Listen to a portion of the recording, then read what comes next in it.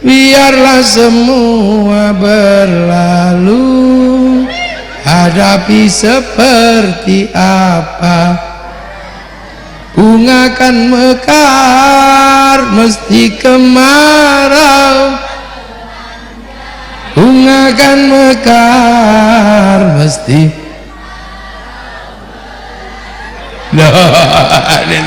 Jadi ini penting karena apa? Ibu-ibu ini pengajian ya datang, dangdutan ya datang. Saya cuma ngecek lokasi aja sebenarnya. Lalu orang Indonesia kok hobinya nyanyi.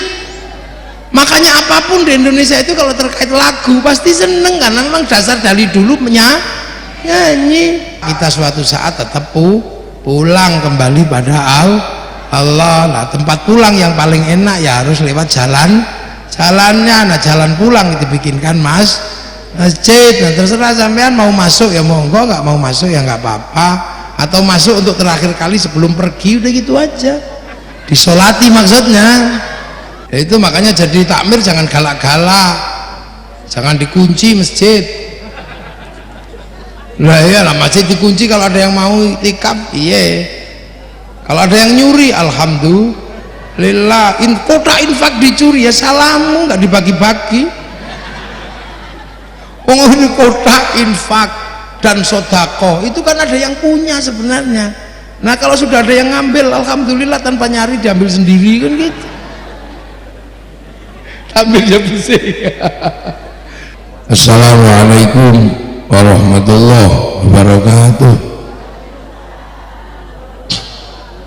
Bismillahirrahmanirrahim. Bismillah, alhamdulillah, assalatu wassalamu ala rasulillah Sayyidina Muhammad ibn Abdullah wa ala alihi wa ashabihi wa azwajihi wa dhurriyyatihi wa itratihi wa ahli baitihi man tabi'ahum bi ihsan ila yaumil qiyamah. Para alim, para ulama, para kiai, wabil khusus Sahibul Fadilah Sa'adah Yai Juwadi, Ketua Tanfidiyah Nahdlatul Ulama wilayah Jawa Barat,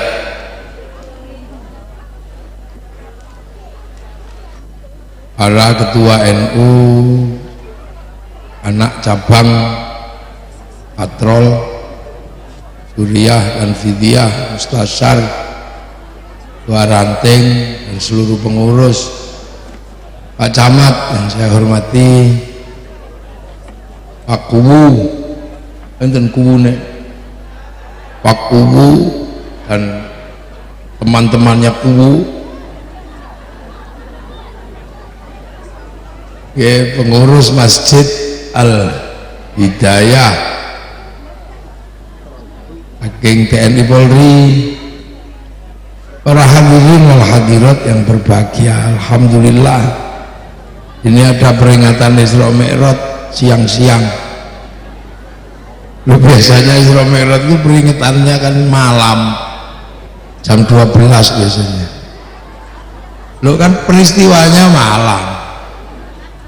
Tapi sebelum kita bercerita tentang Isra Mi'raj, saya mau cerita dikit tentang kondisi ketika Isra Mi'raj dijalankan oleh Rasulullah. Jadi satu ketika Rasulullah itu nggak ada, sahabat nyari-nyari, biasanya Rasulullah itu selalu ada di antara para sahabat. Kok nggak ada, mana ini Rasul pergi atau gimana? Sementara pada saat itu Rasul memang lagi galau, ditinggal Siti Khadijah, ya kan, lagi, kalau bahasa kita mungkin galau, amul khuzni, dia ada di tahun duka cita karena istri meninggal, paman juga meninggal. Sementara pada saat yang sama tekanan dari orang Mekah juga keras, tekanan dari orang Yahudi Nasrani juga keras. Tahu-tahu Rasul ini nggak ada. Ya paling Rasul jalan-jalan atau mungkin anak sekarang mungkin rekreasi atau kemana. Tahu-tahu pagi-pagi itu Rasul ada. Pagi-pagi tiba-tiba Rasulullah datang tapi wajahnya sumringah. Apa sumringah itu? Senang gitu. Wah, sambil mungkin kalau dalam bahasa kita itu seger gitu. Sahabat nanya, ya Rasul, dari mana kok kayak seneng gitu? Ya Rasulullah kan nggak pernah bohong, yang dijawab aja dari Masjidil Haram terus ke Masjidil Aqsa saya semalam, terus ke langit. Oh ya, ada nanya lagi, dari mana ya Rasul? Semalam kok nggak ada. Dari Masjidil Aqsa terus ke langit rekreasi. Tapi lama-lama yang bertanya ini mencerna, ini Rasul gimana sih ini? Semalam dari Masjidil Aqsa ke langit. Di zaman itu mokhal, karena perjalanan ke Masjidil Aqsa di Filistin itu butuh waktu beberapa hari, bahkan bulan. Kok tiba-tiba ada orang semalam, loh ini Rasul, ini jangan-jangan terganggu ini katanya kan, apalagi naik ke langit. Wah, akhirnya kacau itu, tambah kacau, apalagi ke Masjidil Aqsa. Orang Arab itu menyebut Al-Aqsa. Ya ini termasuk kalau dalam belajar ilmu tafsir, memang ini rahasia Allah. Waktu itu Masjidil Aqsa belum dibangun ya, tapi Allah sudah menyebutnya Masjidil Aqsa. Aqsa itu bahasa Arab, maknanya bukan bait. Kalau jauh itu bait. Kalau Aqsa itu jauhnya nggak ketulungan dan nggak kebayang kita mau ke situ. Kalau di tempat saya Aqsa itu maknanya Jabal Kat. Apa jauh yang nggak memungkinkan itu Aqsa. Lah itu orang lama-lama nanya, ini bener nggak Rasul ini? Sampai akhirnya gaduh itu. Sebagian malah nggak percaya, Rasul ini gurau. Sebagian malah ada yang mengatakan Rasul gila. Jadi zaman bayangkan Rasul dianggap gila karena gara-gara itu. Akhirnya Sayyidina Umar juga mulai, waduh ini Rasulku kenapa ya Muhammad Rasulullah. Nah dalam situasi ketidakpercayaan, mosi tidak percaya umat kepada Rasulullah, yang paling seneng itu Abu Jahal. Abu Jahal ini bahagia, wah bener-bener sudah gila Muhammad, cocok ini saya datang ke tempat Muhammad sore-sore. Akhirnya sore-sore Abu Jahal datang ke tempat Rasul. Ya Muhammad, Assalamualaikum. Salam. Katanya kamu barusan dari langit. Iya, aku ini diangkat sama Allah ke langit. Tapi ya gitu, teman-temanku nggak ada yang percaya. Wah Abu, lu nggak percaya gimana lah? Ya saya dibilang gila. Wah itu kan karena teman-temanmu itu kan orang bodoh semua, akalnya nggak nyampe memahami kamu ke langit. Itu butuh orang pinter itu. Jadi temenmu yang bekas-bekas budakku apa itu yang nggak bisa mencerna, akalnya terlalu pendek, kata Abu Jahal. Tapi kalau teman-temanku yang intelektual semua pasti paham Isra Mi'rajmu. Masa kan? Ya temenku pasti paham. Makanya gini aja, daripada temanmu gak ada yang percaya, kamu besok cerita Isra Mi'raj ke temanku aja, gampang. Nanti orang-orang tak kumpulin, biasa tak kasih makan, tak kasih apa, kamu datang aja lah cerita Isra Mi'raj. Kalau di tempat teman-temanku ya pasti paham, temanku itu manusia kelas. Ini gayanya Abu Jahal. Akhirnya semua dikumpulin di rumahnya Abu Jahal. Halumi, ngumpul, dipotongin kambing, dibikinkan tenda. Rasulullah diundang untuk cerita Isra Mi'raj. Jadi itu siap semua itu Abu Jahal itu. Jadi kalau sampean pengen tahu cerita tentang siapa ketua panitia peringatan Isra Mi'raj pertama, nah ya, kalau penjenengan pengen ngerti siapa ketua panitia peringatan Isra Mi'raj, ya Abu Jahal itu yang pidato langsung Rasulullah. Tapi Abu Jahal kan maunya aneh-aneh kan. Akhirnya dengan gayanya itu Abu Jahal. Sudah ya Muhammad, kamu cerita ya. Nah ini ada temanku mau nanya nih katanya. Nanya apa? Antara Mekah Filistin itu gunungnya berapa? Oh ya Nabi kan nggak pernah ngitung gunung, masa mau ngitung gunung? Oh, kalau Masjidil Aqsa itu pintunya berapa? Wah, pertanyaan yang nggak masuk akal. Wah bohong kamu. Ya karena Nabi masa ngitung lah, ngitung pintu, ngitung apa kan enggak lah. Ya sekarang nggak usah jauh-jauh kan, gitu kan. Ketua PW ini kan pasti sering ke kantor gubernur, pasti sering lah ke kantor gubernur.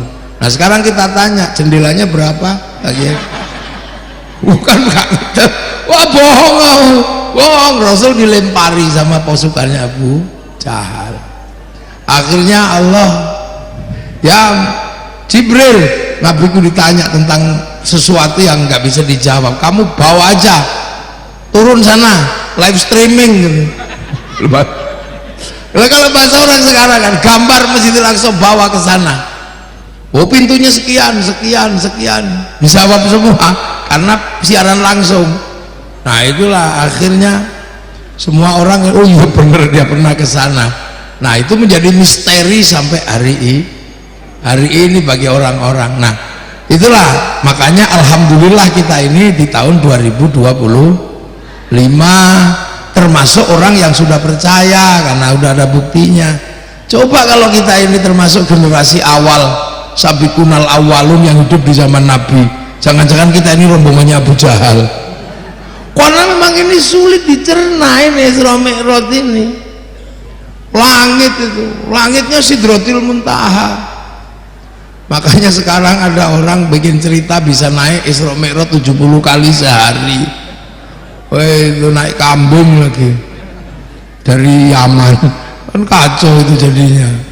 Itu bukan Isra Mi'raj yang ke Sidratil Muntaha kata ketua Robitohnya, padahal kitabnya bunyi naik ke Sidratil Muntaha. Makanya nah itulah Isra Mi'raj. Makanya kita ini alhamdulillah punya Nabi masa depan. Sebenarnya Isra Mi'raj itu kan teknologi masa depan gitu lah. Jadi Isra Mi'raj itu teknologi masa depan, bukan teknologi hari itu.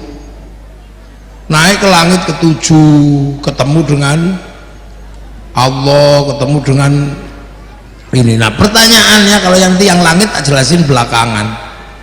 Dokumennya Isra Mi'raj itu cuma satu, cuman subhanalladzi asra bi 'abdihi lailam minal masjidil haram ilal masjidil aqsa. Kan cuman itu. Kalau yang lain kita mau cari dokumen kemana? Isra Mi'raj di naik buruk, kita cari buruknya juga nggak ketemu. Jadi saksinya hampir nggak ada. Terus kemudian Isra Mi'raj itu ditemani malaikat Jibril. Kita juga nggak bisa nanya ke malaikat Jibril. Di Indonesia ada orang ngaku titisan malaikat Jibril, itu aja ditangkap polisi, namanya Lia Eden. Akhirnya polisi Indonesia terkenal bisa nangkep malaikat Jibril. Nah, minal masjidil haram ilal masjidil aqsa. Kenapa Isra Mi'raj itu? Padahal Rasulullah ini kan rahmatan lil alamin. Jadi nabinya orang seluruh dunia, tapi perjalanannya lo kenapa kok minal masjidil haram ilal masjidil aqsa, kok enggak minal masjidil haram ilal patrol, kok enggak gitu? Atau minal masjidil haram ilal Borobudur, minal masjidil haram ilal Amerika. Karena Nabi Muhammad jadi nabi. Ini kan penutup para nabi. Nah di antara para nabi ini kan nggak cuma Nabi Muhammad, banyak nabi. Ada kalau dalam Aqidatul Awam itu kan Adamun, Idris, Nuhun, Uduma, Soleh wa Ibrahim, kulun muttaba, Lutun wa Ismail, Ishaq kadza, Yaqub, Yusuf wa Ayyub kadza, Syu'aib, Harun wa Musa wal Yasa, Dzulkifli, Daud, Sulaiman uttaba, Ilyas, Yunus, Zakaria, Yahya, Isa wa Toha Khatimun ya. Itu ada namanya itu 25. Nah Nabi Muhammad itu nabi terakhir, diutus untuk apa? Ya untuk nyampaikan risalah dari Allah. Nah cuman ketika Nabi ini jadi Nabi, ada followernya Nabi yang sebelumnya yang masih eksis, subscribernya Nabi yang lama masih utuh. Siapa? Subscribernya Nabi Isa sama subscribernya Nabi Musa ini masih eksis ini, followernya masih utuh. Kalau dalam bahasa anak muda kan, jadi grup WhatsApp-nya masih ada. Nah followernya Nabi Musa namanya Yahudi, followernya Nabi Isa namanya Nasrani. Ini masih eksis, suruh gabung ya nggak mau. Kitab juga masih punya Taurat, masih punya Injil. Nah ini harus diselesaikan, karena kalau enggak ini akan menjadi problem masa yang nggak selesai. Ini tinggal dua ini problemnya. Kalau yang lain kan udah umatnya Nabi Nuh entah di mana, umatnya Nabi Soleh entah di, tapi yang masih eksis itu dua, dan itu tempatnya di Filistin. Itu sementara Nabi Muhammad jadi Nabi itu di Mekah. Mekah ini berarti Nabi independen. Kalau dalam jalur dunia kenabian ini independen di Mekah ini. Nah orang-orang masalah kok bisa di Mekah itu ada Nabi? Mukhal kata orang Yahudi Nasrani, karena Mekah itu sudah lama nggak pernah ada Nabi. Semenjak Nabi Ismail sudah nggak ada Nabi, kosong, fatrah. Makanya orang Mekah sendiri ketika Nabi jadi Nabi di Mekah, orang Mekah nggak tahu Nabi itu apa, karena nggak pernah ada Nabi. Yang tahu bahwa Nabi Muhammad itu Nabi ya Allah aja. Makanya Al-Quran menyebut wa kafa billahi syahida, ya saksinya ya cuman Allah aja. Orang Mekah mana tahu Nabi, wong penyembah berhala. Makanya ketika Nabi Musa ya Nabi itu apa gitu, yang nggak ada yang nyambut kenabian. Orang di Mekah nggak ada Nabi. Makanya Nabi itu kalau seandainya jadi Nabi kok di Filistin nggak terlalu berat, karena orang Filistin ngerti Nabi. Ya kayak sekarang lah, saya juga nggak terlalu berat lah ngurusi sampean. Wong sampean sudah kenal kiai, jadi saya datang ya ya karena sudah kenal kiai. Coba kalau saya datang ke kampung yang nggak ngerti kiai, misalnya di pedalaman Irian gitu, kayak saya pasti dikira tim pemburu babi. Jadi makanya orang Mekah itu nggak ngerti Nabi. Loh, orang bentuk kayak saya kan tim pemburu celeng gitu. Makanya di sini ada kampung celeng bersolawat. Lah ya tadi Kiai Juhadi katanya sampai di mana, sampai celeng. Lah gitu. Jadi Nabi Muhammad itu jadi Nabi di Mekah nggak tahu. Orang Mekah Nabi itu apa. Kalau dukun ngerti, kahin ngerti dia orang Mekah.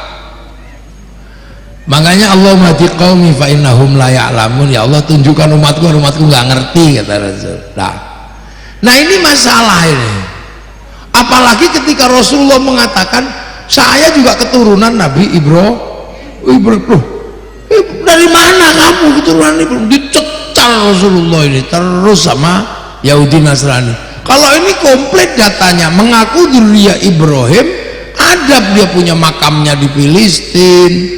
Nabi Ishak di sana, punya bapak namanya Ishak, punya anak namanya Yakub atau Israel, punya anak 12 namanya Bani Israel. Komplit. Nah, ini orang Mekah, kamu gimana? Lah itu Rasul kebingungan jawab, ini dicecar terus.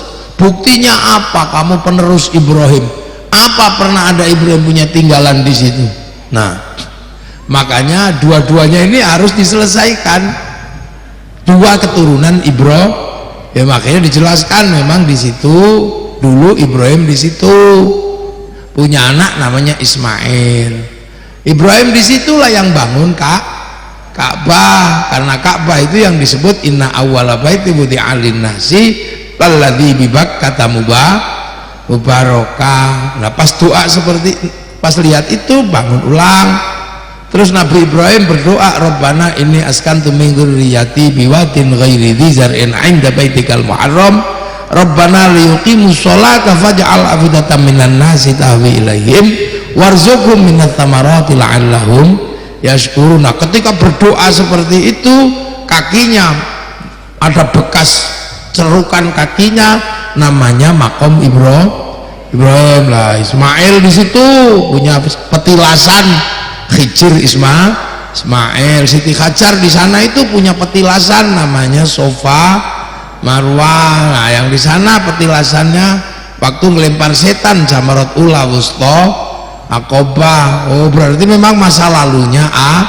ada. Makanya sejarah itu mesti harus ada masa lalu. Makanya kalau kadang orang nggak punya masa lalu, biar dianggap punya masa lalu, bikin makam-makam baru. Cuman gitu aja sebenarnya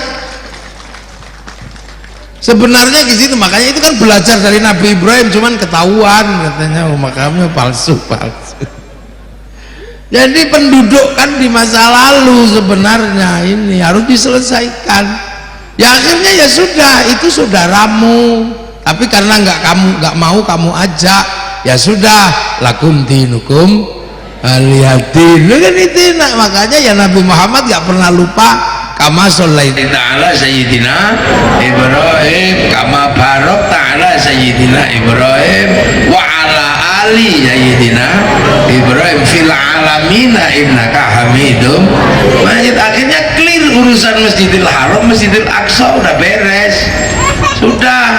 Tapi harus diingat dua-duanya ini barokah alladzi barokna haulahu. Makanya Masjidil Haram ya barokah, Masjidil Aqsa ya barokah. Nah sekarang perjalanan ke akhir, barokah Masjidil Haram, Masjidil Aqsa ketahuan. Barokah Masjidil Aqsa dari orang Yahudi Nasrani bisa bangun peradaban Eropa. Itu Yahudi Nasrani itu yang bangun. Nah kita yang kesini dibangun peradaban Islam. Nah sekarang ketemu, ya sudah ketemu gitu aja, ya sudah, agamamu agamaku. Tapi kalau ketemu ya yang rukun. Sekarang kita ngaji nggak ketemu Cina, cuman mic-nya sampai sini, ya sudah, yang rukun nggak usah ribut. Lah ya kamu gimana coba? Kita sholat, ya sholat, tapi kemudian yang nyiapin kainnya orang Cina, karena pabrik kain Cina ya nggak usah marah-marah. Cina pergi, kalau Cinanya pergi udah. Nah itu berkah dua-duanya, ya sudah. Yang tidak boleh itu saling menyembah Tuhan yang sama, nggak boleh. Yang lain silahkan dong, dua-duanya berkah. Mau pergi haji yang ngurus banknya orang Yahudi. Kalau nggak mau ke bank ya nggak jadi haji, wong pilotnya nggak mau dikasih uang. Lah kalau sudah berangkat diantar orang sekampung dari patrol ke asrama haji, yang nganter belok kebun binatang, yang diantar masuk asrama. Nah terus habis itu naik pesawat yang ngurus Boeing sama Airbus itu perusahaan Yahudi. Kalau ada yang bilang Yahudi bunuh semua, ya renang kita pergi hajinya. Nah, itu Allah sudah kasih bahwa dua tempat ini barokah pasti ketemu. Nah jadi nggak usah ribut. Ini penyelesaian masa lalu. Nah karena wong kelas Nabi, masa lalu ya nggak cuman peninggalannya aja yang ditunjukin, pelakunya dikenal. Makanya Nabi dibawa ke langit terus ditunjukin. Nah ini loh, itu pelakunya, itu kamu nanya sendiri ya Muhammad. Ketemu Nabi Ismail, oh itu bekasku waktu kecil katanya.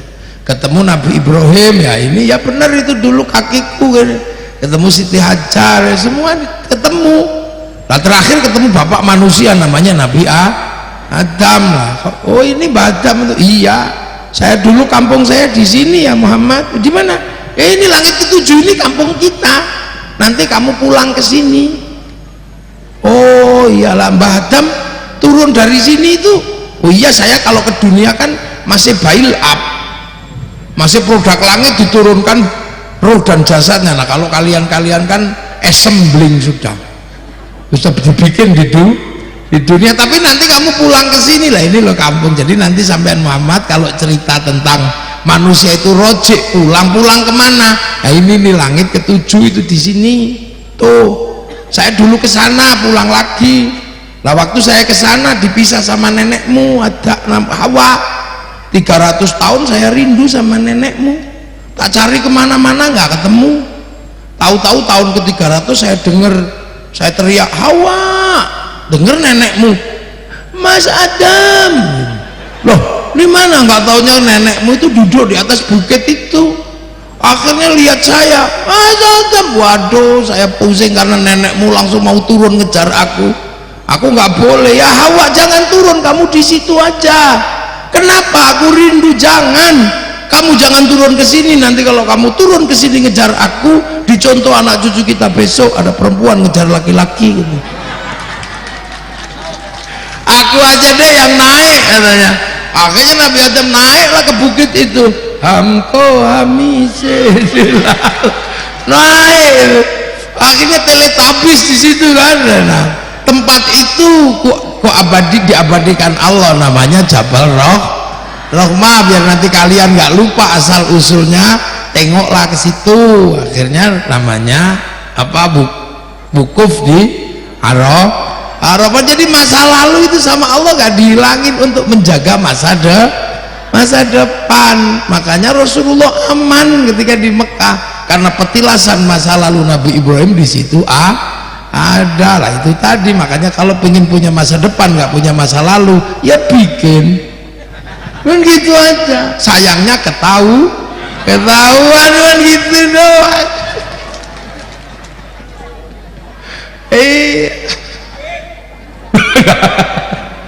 Ya ketahuan kan gitu. Nah, sampai di langit akhirnya Rasulullah ditunjukin sama Allah. Itu loh kamu, itu tuh di langit ditunjukin tentang ini cloud. Kalau anak muda sekarang menyebut cloud, pusat data, blueprint dunia itu ada. Jadi dunia itu ada pusat datanya. Nah, itu dulu tempat itu yang oleh orang Yahudi Nasrani disebut Tabut Sulaiman. Orang Yunani dulu menyebutnya kotak Pandora. Orang Jepang menyebut kantong Doraemon. Nah, kamu tak kasih tahu, itulah yang namanya Lauhil Mahfuz. Itu pusat data dunia di situ. Tuh apapun catatan di situ itu ada. Kamu mau cari apa aja di situ. Itu pusat dataku, kata Allah. Blueprintnya ada. Nah, sebelum kalian turun ke sini, ke dunia sana, udah pernah tak registrasi di situ. Pernah tak catat di situ semua pusat data itu. Tak registrasi, tak tanya, alastu birabbikum, kamu lupa nggak kalau aku ini Tuhanmu? Semua manusia jawab qalu bala syahidna. Maka terus tak turunin ke sana, tak kasih paketan.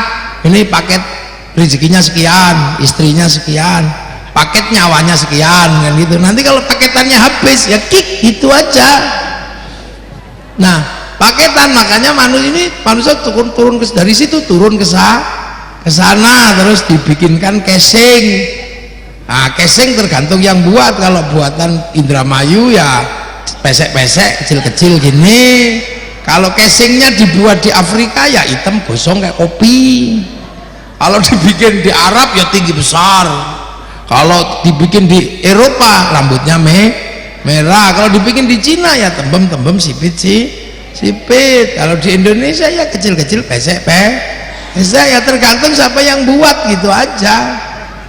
Nah, yang buat siapa? Casingnya ya bapak ibunya masing-masing. Mau kan makan, terus nanti menghasilkan nutfah, yang sisa, yang vitamin diambil organ tubuh, vitamin A diambil mata, vitamin C diambil kulit. Nah, yang terbuang lewat jalur belakang namanya tahu, yang lewat jalur depan namanya pipis. Nah, sisa ini yang paling inti namanya nutfah.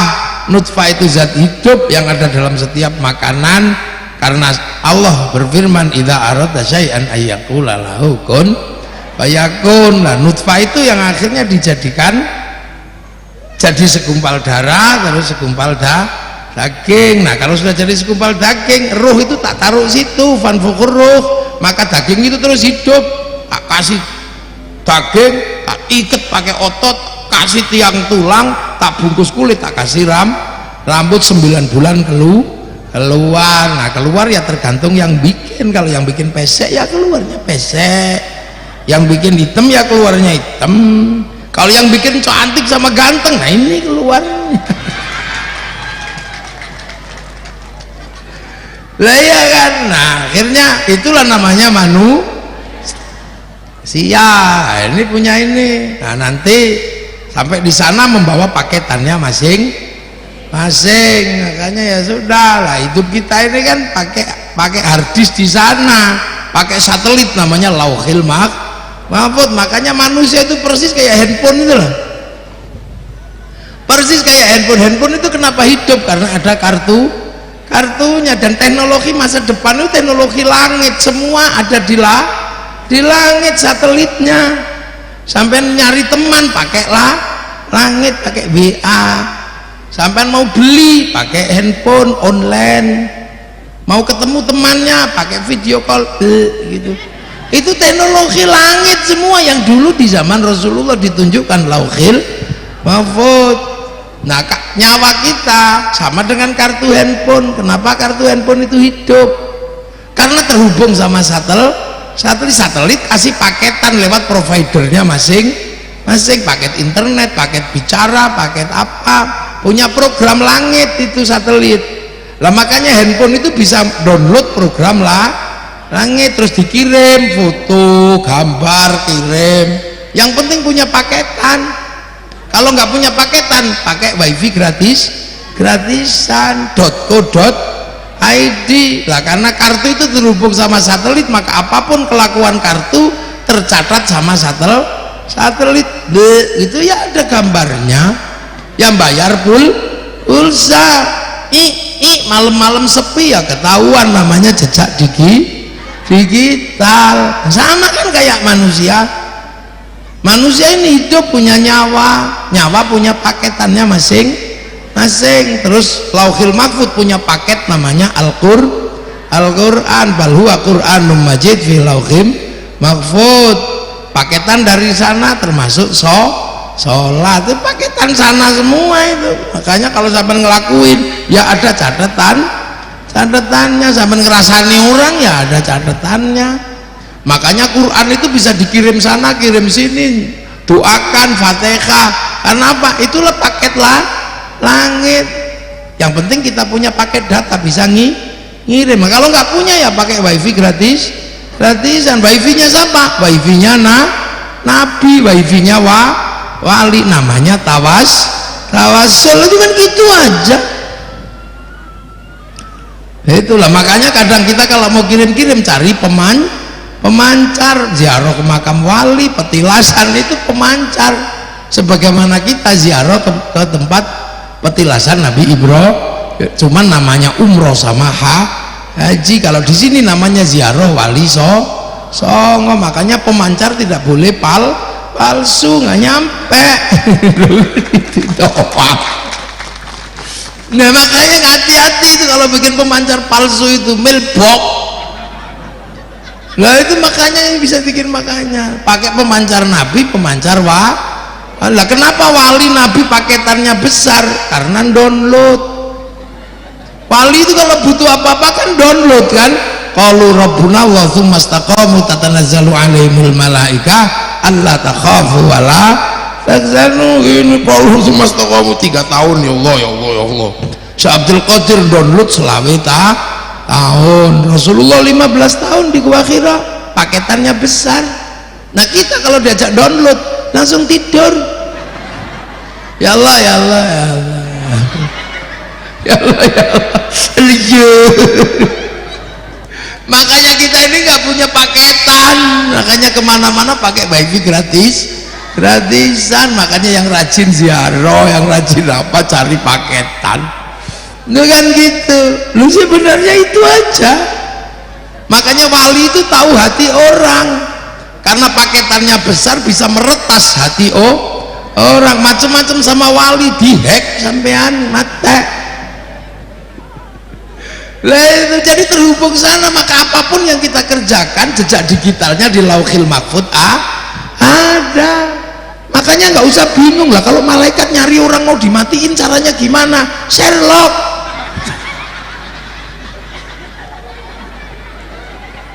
Wah sahabat, malaikat cari orang di Sherlock, di share live itu aja ketahuan mau di mana sampean gitu. Makanya manusia kalau mati nerima print out, kalau print outnya bagus ya surga, kalau print outnya jelek neraka. Makanya kalau jelek ya dihapus. Ittaqillah haitsu ma kunta fa bi sayyi'atal hasanata tamhu, dihapus gitu kan. Habis kucing kamu, astagfirullahaladzim. Nah itu udah hapus, enak loh. Lah itu kan teknologi Isra Mi'raj kan sebenarnya yang sekarang kita praktekin sehari-hari. Udah loh, makanya karena tempat kita jauh dikasih sistem online namanya sholat. Lah namanya online ya biasa sinyalnya hilang kan, ya sudah biasa online kan. Kita onlinenya jauh ke langit ketujuh pakai pemancar Ka'bah, awwala baiti wudi'a lin-nasi lalladzi bi Bakkah mubaraka. Terus bikin di sini online ke sana, fawalli wajhaka syatrul masjidil haram. Ini susah, makanya kalau online sinyalnya hilang ya nggak usah emosi. Lah iya loh, awal-awal sahabat itu diajari online aja pusing. Dapat apa ya Rasul? Online. Dapat sholat itu apa? Menyembah Allah. Gimana caranya? Ya udah kamu ikut kesini aja nih tak ajari. Terus caranya udahlah kamu lihat aku aja, shollu kama ra'aitumuni usolli. Kamu lihat aku sholat, makanya karena sholat itu latihan pertamanya melek lihat Rasulullah, maka kalau sholat merem itu makruh karena shollu kalau lihat sholat. Akhirnya Rasulullah depan, Allahu Akbar gini. Lah Sayyidina Ali, Sayyidina Abu Bakar ini kena tetheringan Rasulullah, masuk wifi-nya Nabi ya online. Nah yang belakang Allahu Akbar, ribut sama temannya. Tuhannya kelihatan nggak? Enggak. Karena ribuan tahun orang Mekah itu kalau beribadah ada patungnya, terus tiba-tiba nggak ada apa-apa kan sulit. Allahu Akbar. Ada tuh kelihatan? Enggak. Ya karena mungkin udah terlalu malam nggak kelihatan ini. Cuman 3 lagi. Kapan lagi ya Rasul? Nanti tengah malam dikit ya. Sholli fardhal isya'i arba'ah. 4 ini. Pasti kelihatan kalau 4 ini. Kelihatan enggak juga kan. Anis kapan lagi ya Rasul? Nanti subuh ya. Wah kalau subuh remeng-remeng pasti kelihatan. Sholli rakaataini. Oh cuma 2 nggak apa-apa pasti kelihatan, mau agak siang itu. Enggak kelihatan juga. Kapan lagi? Zuhur. Wah kalau zuhur 4 ini pasti terang. Enggak ketahuan juga. Akhirnya mogok ini sahabat yang gebluk-gebluk di belakang itu, badui itu susah-susah pray katanya. Karena ribut di belakang. Rasul nanya, kenapa kalian ribut? Susah ya Rasul, Tuhannya nggak kelihatan katanya. Apa Rasul marah? Ya enggak, cuma nanya, ya Allah umat saya nggak bisa sebagian karena engkau nggak kelihatan. Nah gitu aja kok repot. Ajari ibadah kepadaku seolah-olah lihat aku. Ubudullah ka'annaka tarahu fa illam takun tarahu fa innahu yaraka. Ya ibadah itu seolah-olah kamu lihat aku. Kalau kamu gak lihat ya yakin aku lihat kamu. Oh gitu ya Allah. Ya udah di belakang. Kata Allah, sholat itu nggak susah. Kalau kamu sholat, berusahalah kamu lihat Allah. Kalau nanti kamu nggak lihat Allah, yakin Allah lihat kamu. Oh, berarti yang penting merasa dilihat Allah ya Rasul. Ya. Wah kalau gitu sih gampang. Akhirnya jangan gerak dilihat Allah. Loh akhirnya tenang kan karena merasa dilihat Allah. Jadi nggak usah pusing. Allahu Akbar. Ini bayangan kita kan mau menghadap Allah. Wong ini wajah tuh wajah. Nggak taunya malah lihat sarung bolong. Allah, sarungnya bolong. Udah berusaha lihat Allah malah lihat sarung bolong. Nggak apa-apa, boleh. Enggak, tapi jangan lupa kalau sampean lagi diawasi sama Allah. Maka lihat sarung bolong boleh, yang nggak boleh itu lupa kalau dilihat Allah, sehingga bolongannya ditunjuk yuk, lah nggak boleh, itu batal, itu jangan. Allahu Akbar. Ini wajah tuh wajah, baru kiri tak taunya ding ding ding bakso.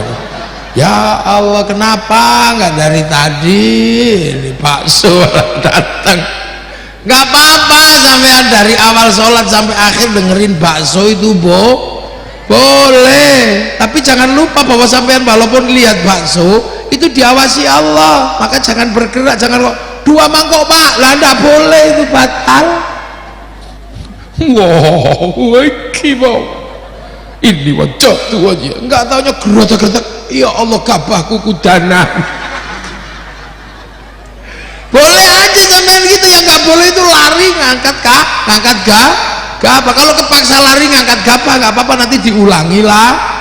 Gila enak. Akhirnya yang pinter bisa sholat, yang badui itu juga bisa sholat. Akhirnya semua bisa sholat. Akhirnya pada tertib loh, kok udah pada tenang. Iya ya Rasul, udah merasa dilihat Allah katanya. Cuman Allah lihat kita sholat itu dari mana? Dari sudut sana apa sana? Loh ya orang bayangannya biasa kan. Ya Allah, umat saya nanya, engkau lihat mereka sholat dari sudut mana? Oh, udah nggak usah bilangin aja. Idza sa'alaka ibadi anni fa inni qarib ujibu da'watad da'i idza da'an. Kalau ada yang nanya, katakan aku tuh dekat. Ya kan, kalau mereka minta tak kasih. Dibilangin kok berarti Allah bisa dimintai, ya bisa. Jadi kalau gitu sholat kita minta aja lah. Akhirnya naik ke kelas 2 etikotnya, tidak lagi minta sama berhala tapi sudah minta sama Allah, berarti sudah mengakui Allah. Nah, terus akhirnya Allah ya khusyuk, wong minta, wong bawa proposal ya pasti khusyuk lah. Ketemu camat ya gak mungkin kukur-kukur begini. Ya Allah, lo akhirnya tertib karena perasaan minta gitu kan. Nah setelah permintaannya dituruti, rindu, kangen. Karena apa? Mulai ada rasa cinta, sudah rindu.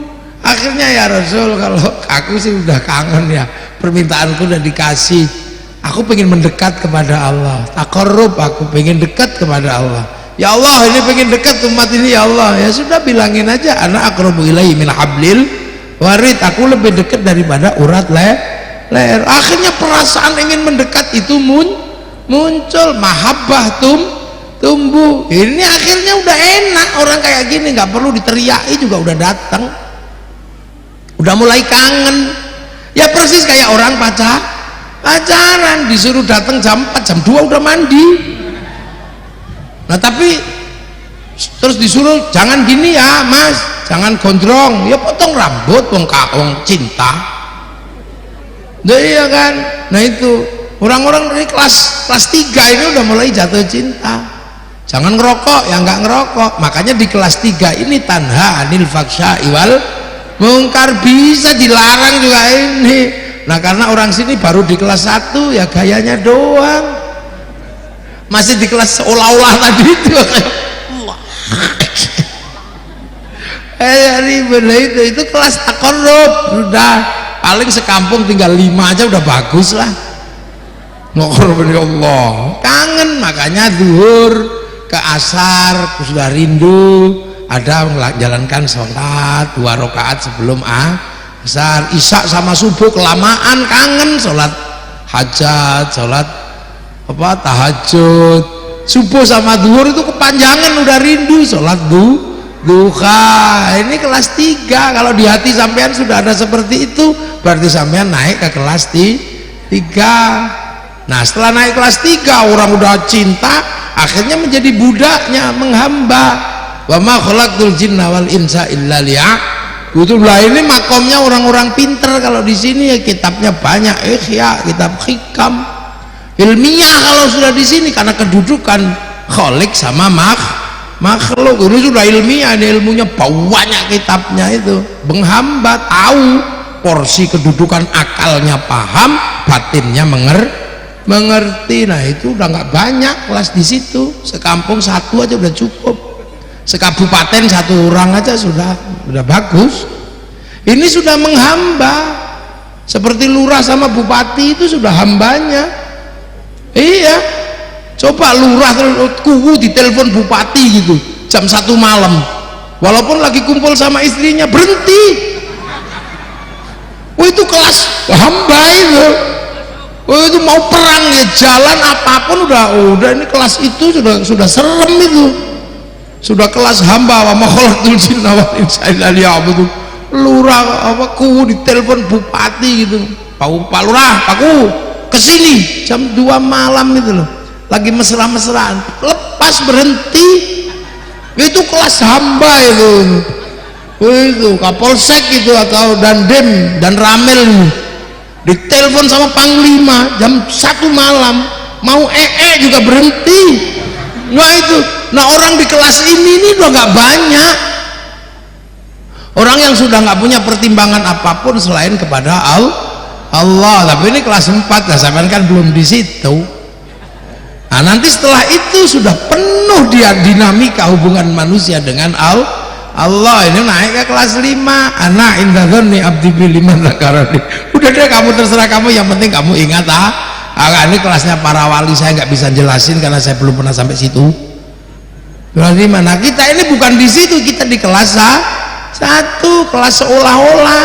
Makanya kalau di sawah seolah-olah pengen sholat, kalau sholat seolah-olah pengen ke sawah, ya sudah. Ini sholat paling ribet gitu. Jam 11:30 dipanggil masih di sawah, makanya Rabbana ya Rabbana sampai ngantuk gak datang. Ada datang 2 malah rokokan di depan mas itu capek tombol hati karena capek yang nambani hatinya dewe sudah. Kalau udah nggak tahan baru diuruki jangan yang baru terlantar. Ini kelas 1, makanya ngimami di kelas ini jangan aneh nggak usah pakai Allah. Ini matanya masih bisa lihat imam lah, mata kelas 1 pasti komplain, ini nyetop apa ini? Makanya nggak usah pakai Allah. Wala itu ngempet apa ya? Ini cerewet karena matanya belum bisa sholat, telinganya belum bisa sholat. Ini kelas 1. Ini makanya yang kelas ini, makanya nggak usah ribut. Kalau seandainya di sini modelnya masih begitu, berarti itu baru kelas 1. Ya yang sabar. Makanya kalau masjidnya kosong separuh nggak usah marah, wong itu masih seolah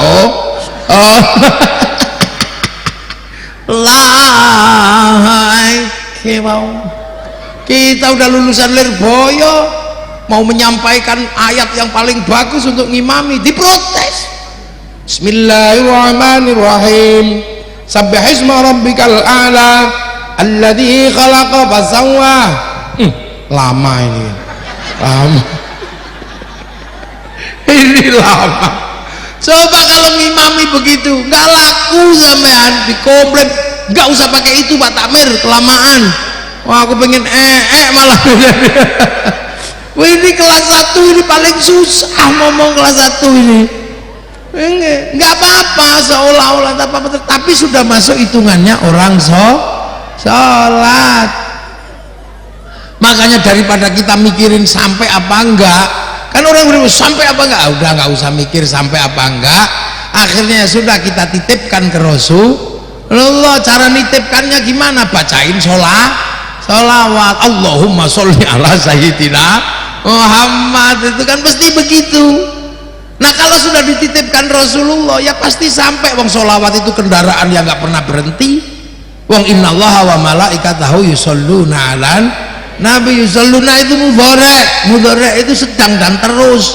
Makanya orang kalau bacain sholawat, sholat kita pasti nyampe. Persoalan isinya kayak apa ya paketannya pasti nyampe. Ada yang campur bakso, ada yang campur gabah kudanan, ada yang campur utang, ya apa-apa sampai.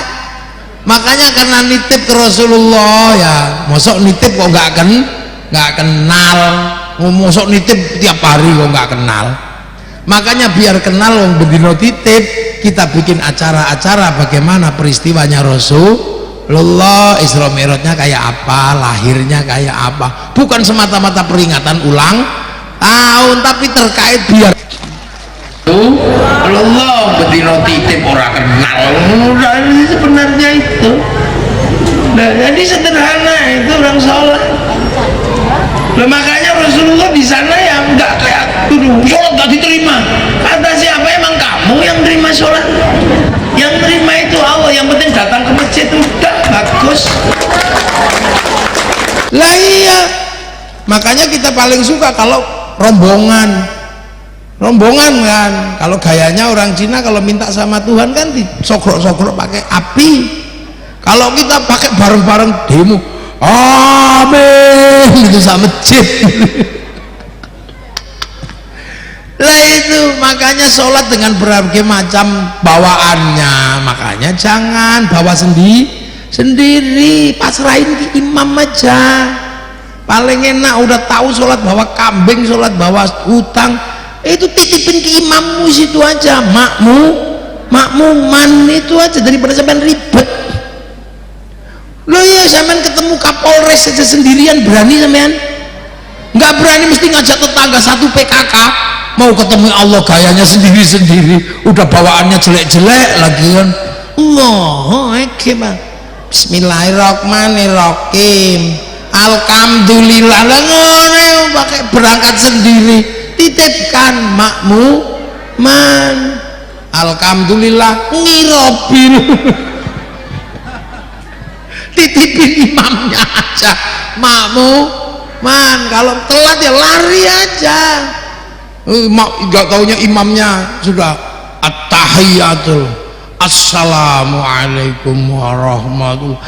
Kalau masih kesini sampai masih boleh langsung duduk makmuman, itu masih boleh, pokoknya belum sampai ke sini. Nah itu selesainya kan di sini, itu masih kehitung makmum. Cuman kalau makmuman Jumat beda. Kalau terlambat cuman mendapatkan 1 rakaat, niatnya tetap Jumat tapi jalaninnya seperti sholat zuhur. Itu kalau Jumatan. Jangan kemudian kehilangan satu cuma nambah 1, jangan nambah 3. Nah, pokoknya yang penting makmuman paling enak sampean, nggak usah ribet, nggak usah makmuman. Nah, terserah imam, terserah supir, tapi aja suwe-suwe kan kita. Loh, jadi dinamika sholat itu sebenarnya mudah. Kita aja yang ngajinya nggak dibuka ini. Jadi zaman sahabat itu juga pusing, sahabat itu. Allah. Saya sampean persis itu lah. Makanya akhirnya yang pinter bisa sholat, yang bodoh juga bisa sholat gitu. Nah itu alhamdulillah kita dikasih sistem online sama Allah, namanya sholat. Nah tinggal sampean mau ngambil paket komplit, alhamdulillah. Kalau paket hemat berarti seminggu sekali Jumatan. Kalau paket irit ada setahun sekali lebaran itu paket irit, monggo terserah, wong Allah punya paketannya masing-masing, nggak ada masalah ya. Cuman mampir pasti itu di mesin cuci nanti kan, karena mesin cucinya Allah banyak, namanya merek jahanam. Loh, itu karena kita di dunia dikasih sistem online, fawalli wajhaka syatral masjidil haram. Makanya ada pemancar utama, ada pemancar lokal, pemancar-pemancarin. Nah kita ini diajarkan untuk mendatangi pemancar, makam wali, makam nabi, petilasan nabi. Cuman itu kelas internasional, makanya namanya umroha aja lah. Kira kelas regional, kelas lokal itu makanya nggak boleh bikin makam palsu, petilasan palsu, itu dosa. Karena apa? Karena itu terkait dengan sistem online. Jangan sampai onlinenya ke sistem abal-abal. Nah, itu makanya ketua NU harus bertanggung jawab kalau ada yang begitu-begitu. Lah iya, itu nggak boleh ya toh. Karena masa lalu di dalam Isra Mi'raj tidak boleh ditinggalkan.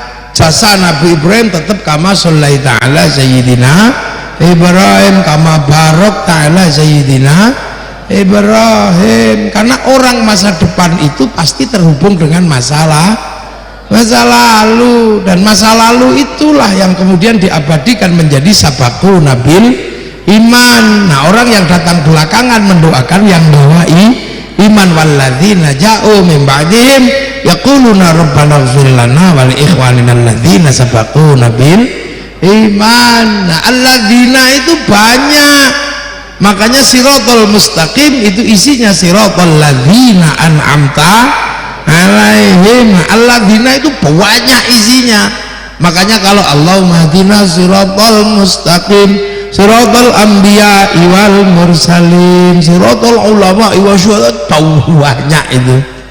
Makanya alladzina ini jangan dibikin main-main. Nah, dulu ada orang suka bikin alladzina dan menghilangkan alladzina. Jadi makanya siratal ladzina, alladzinanya ada yang dibunuh, ada yang dihilangkan. Itu dulu kalau nggak cocok diganti, itu pekerjaannya orang Yahudi. Makanya yang suka menghilangkan alladzina itu maghbub. Makanya maghbub itu maknanya Yahudi. Sama ngaji Fatihah itu siratal ladzina an'amta alaihim ghairil maghdub. Kenapa maghdub itu maknanya Yahudi? Karena yang hobi ganti-ganti alladzina itu Yahudi. Makanya sekarang ada yang suka gonta-ganti dituduh turunan Yahudi, yang nggak salah mah itu pekerjaannya.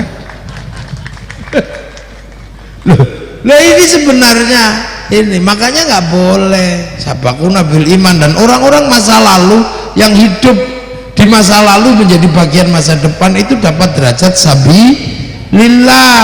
Nah, sabilillah itu hidup. La taqulu liman yuqtalu fi sabilillahi amwat bal ahya'un 'inda rabbihim, gitu loh, yurzakun bal ahya'un walakin la yash'urun. Ya ada, makanya nggak boleh diganti-ganti, orangnya masih hidup marah. Nah itulah, jadi yang dilanggar itu prinsipnya Allah. Makanya ya sekarang orang suka gonta-ganti, ya akhirnya lama-lama ketahuan. Begitu ketahuan marah-marah, nggak boleh. Karena kalau terkait Nabi semuanya harus jelas. Makanya saya kalau mau ngaku keturunan biar nggak diteliti gampang. Saya turunannya Gajah Mada, enak. Siapa dulu yang legenda cintanya orang Indramayu itu? Sarimin, Baridin. Nah, nyong keturunannya Baridin kan. Rawono sing takok Baridin ngendi. Kayak Gombal Mukio, nyong keturunannya Mukio. Kita sih turunannya Mukio. Ya kan, orang sini kan itu apa, keturunan Tarling, apa Nambang Jawa, Nini Damini, ya kan, Mimi Damini ya apa itu, Nambang Jawa, dipegat beli,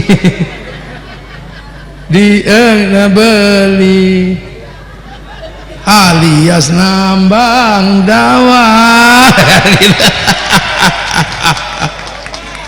Lihat kan, yen beli ketemu seminggu hatiku rindu, perasaan gemutur seluruh tubuh. Ya, gitu ya. Jadi itu pun orang masih tahu itu karyanya orang dulu. Kalau mau bikin sekarang kan namanya apa itu?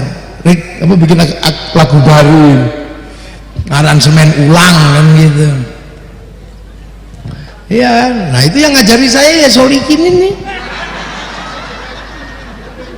Bawain kaset Nini Damini. Seneng saya itu. Ting apa? Alias Nambang Dawa.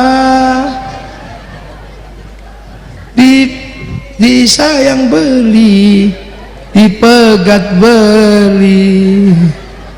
Lupa saya. Sedikit ini Saya juga nggak kebayang dulu ini akan jadi orang besar di Indramayu. Wong saya ngomongnya dulu jelek, bawa tas samping, bajunya masuk rapi gitu. Tak kira mau jadi dosen, nggak taunya jadi politisi. Jadi gitu. Jadi masa lalu itu ada, makanya kita ini enak karena sudah diselesaikan lewat Isra Mi'raj. Jadi Islam itu sudah selesai dengan masa lalunya, sudah lakum dinukum waliyad. Nah tinggal kita Nabi Muhammad di Mekah kan gitu, waktu awal nggak ada yang ngerti, wa kafa billahi syahida, Allah aja saksinya, sampai akhirnya ada orang percaya yang disebut walladzina ma'ahu, ini para sahabat. Karena orang yang percaya Nabi pertama orang Mekah, maka namanya ya nama Arab kan, Abu Bakar, Umar, Utsman gitu, Ali. Nggak ada sahabat namanya Joni itu ya. Ana dipatrol ke, ana kia bocah kok tuku bensin beli oli.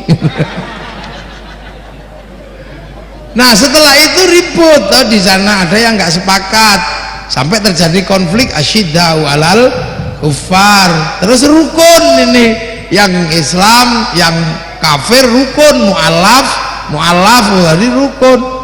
Akhirnya enak, ruhama ubainahum tarahum ruka'an sujada yabtaghuna fadlan minallah wa ridwanan simahum fi wujuhi min atharis sujud. Jadi ya sudah, yang lain semuanya adalah mencari ridho Allah. Nah setelah itu digambarkan dzalika mathaluhum fit Taurat wa mathaluhum fil Injil kazar'in. Islam itu digambarkan akan berkembang di dalam Taurat, dalam Injil seperti tanaman. Makanya Islam itu ditanam. Nah, ada yang ditanam di Arab langsung Rasulullah, ada yang ditanam ke Eropa dibawa sama Tariq bin Ziyad, ada yang ditanam di Cina namanya sahabat Sa'ad bin Abi Waqqas, ada yang nanam ke Afrika sahabat Salman, sahabat Bilal. Nah ada yang nanam di Indonesia namanya Wali Songo, gitu yang nanam gitu aja kazar'in. Makanya orang Jawa karena kalimat zar'in itu maknanya tanaman, maka tembang Jawanya lir ilir tandure wusuk tandur. Jadi itu bahasa Al-Quran, bukan kok ngarang. Yang nanam para wali lah. Kenapa yang nanam para wali? Ya sesuai dengan budaya Nusantara, karena Nusantara agamanya Hindu, Buddha lah. Buddha itu, yang Hindu itu yang boleh ngomong agama itu kasta Brahmana, kasta kesatria para raja nggak boleh ngurus agama, Wisya pegawai nggak boleh ngurus agama, apalagi Sudra petani pedagang. Sekaya apapun petani pedagang nggak boleh ngomong agama karena kastanya Sudra. Makanya pedagang nggak bisa ngislamkan orang Indonesia karena kastanya Sudra. Apalagi kasta di bawahnya paria, hidupnya meminta-minta. Di bawahnya ada kasta kuca, hidupnya ngutil, ngentit itu loh. Jadi makanya ada orang suka ngentit bansos, itu kuca kastanya. Di bawahnya ada mleka, maling, tapi kalau ketahuan malu, sembunyi-sembunyi. Di bawahnya ada candala, maling tapi berani terbuka, begal. Nah yang ngurus agama tadi Brahmana. Nah Brahmana inilah yang bisa diimbangi oleh wali. Brahmana punya cakti, wali punya karoma, makanya terus imbang. Makanya ceritanya adalah cerita tentang kesaktian, karena ini kelasnya kelas itu. Ada yang nanya, kenapa wali tidak mengajarkan pertanian?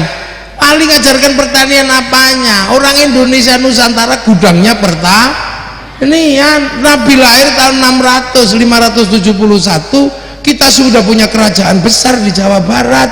Tahun 400 kita punya Tarumanegara, 350 punya kerajaan Galuh, tahun 300 punya kerajaan Salokonegoro di Jawa Barat, besar semua. Itu tahun 600 di Jawa Tengah berdiri kerajaan Mataram, tahun 500 berdiri kerajaan Kalingga dengan Ratu Sima. Sudah besar negara kita ini. Ketika Islam datang 1400, 1200 kita sudah bisa perang menaklukkan Mongolia.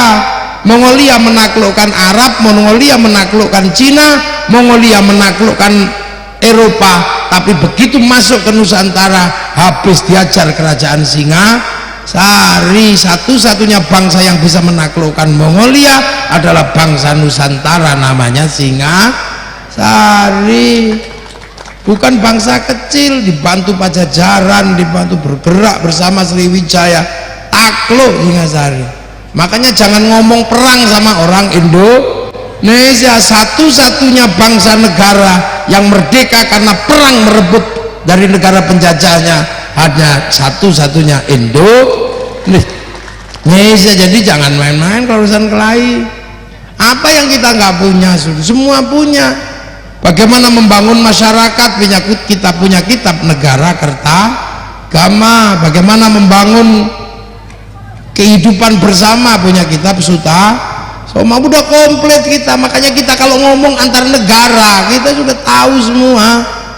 Negara sana punya kisah cinta Romeo Juliet, orang Eropa. Orang Arab punya kisah cinta Kais dan Laila. Orang Cina punya kisah cinta sampai Engtai. Kita punya Baridin. Di Jawa Timur ada kisah cinta Ande-ande lumut. Lagunya juga ada.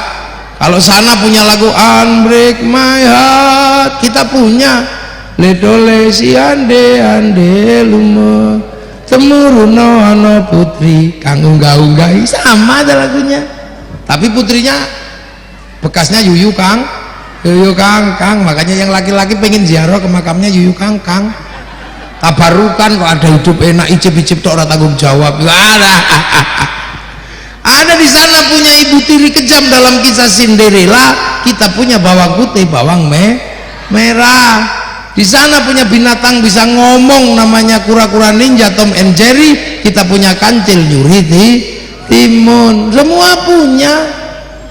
Makanya hidup kita ini enak karena semua udah punya. Cara makan kita sudah diajarkan, bikin sayur, cara apa. Makanya yang belakangan datang ini enak, tinggal nerusin aja. Orang-orang tinggal nerusin. Nah itu wali ini ketemu para Brahmana. Nah wali itu nggak pernah punya rasa takut karena ditanam di Nusantara, maka corak Islamnya gaya Nusantara. Yang ditanam apa? Ya sama aja, mahwal iman, mahwal itu aja yang ditanam. Mahwal iman antu minabillah, yaitu sampai diajari iman kepada Allah, hatinya, mulutnya, anggota badannya. Makanya mulutnya Allah, ya Allah, ya Allah, ya Allah, ya Allah, ya Allah. Tangan mau nggak bisa bunyi disuruh pegang tasbih, kepala nggak bisa bunyi suruh gedek, tubuh kaki nggak bisa bunyi suruh bersihlah. Nanti bunyi semua ya Allah, ya Allah, ya Allah, ya Allah, ya Allah. Akhirnya menjadi manusia beriman, kepalanya kejedot, masya Allah, pecak telek, subhanallah, barang panas, masya Allah, suami ngorok, alhamdulillah, tanpa tak tengok saya masih tahu istriku masih hidup, kan enak. Allah, mata mengenal Allah, ada ayam naik masjid, al-hidayah, alhamdulillah. Begitu nolek jelot, alhamdulillah, ya Allah, barokah. Saya sebagai takmir bisa praktek toharoh, membersihkan telek dari atas masjid. Kan itu ya Allah, indahnya di situ. Wa malaikatihi, terus diajarkan bagaimana memahami malaikat. Nah, terserah sampai itu 10 hafal semua ndak. Makanya PCNU atau ranting itu harus sekali-sekali bikin pengajian tentang malaikat. Mikail, Israfil, Israel, Mungkar, Nakir, Raqib, Atid, Malik, Ridwan, Jib. Nah itu menamalno lakutubihi, pelajaran memahami kitab Allah. Yang Injil biar diurus Nasrani, yang Taurat biar diurus Yahudi. Nah sampean ngurus Quran, mau ikut ngurus 30 juz bagus, itu grosir namanya. Kalau nggak kuat ya ngecer. Kalau cuma ngecer Yasin, tokonya ada Yasinan. Kalau mau jadi pengecer kulhu, tokonya tahlilan. Iya, kalau mau ngecer kecil-kecil nggak apa-apa. Ada yang ngecer Bismillahirrahmanirrahim, mereknya suwuk loro untu, ada. Ada yang ngecer karena suaminya minggat, ngecer innahu min Sulaiman wa innahu bismillahirrahmanirrahim Allah ta'ala alayya wa atuni muslimin. Ini yang tukang kelahi ngecer idza batos tum jabarin. Yang suaminya yang istrinya cerewet ngecer sumum bukmun umyum faula. Lah iya, ada yang cuma ngecer satu huruf toh ada. Kalau dipanggil suaminya dijawab nun, niku sak huruf. Ya monggo panjenengan, yang penting ada pelajaran Al-Qur'an. Wa rasulihi, ya zaman harus menghafalkan, walaupun satu Nabi Muhammad harus tahu.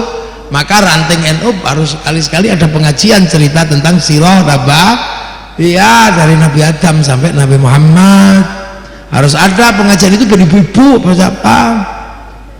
Ya, wal yaumil akhir lah, harus ada pelajaran tentang hari akhir. Walaupun jangan dibahas serius-serius kayak yang lain. Terlalu serius sering gagal. Awas, hari Jumat tanggal 15 Ramadan asteroid nabrak bumi, itu tanda kiamat. Takut semua, jual sawah, jual apa, kasihkan panitia hari kiamat. Sehari Sabtu belum jadi berkata. Nah kiai-kiai kalau disuruh bahas kiamat kenapa nggak terlalu serius? Soalnya apa? Kiamat itu bareng aja kok dibahas serius-serius. Belum mati udah.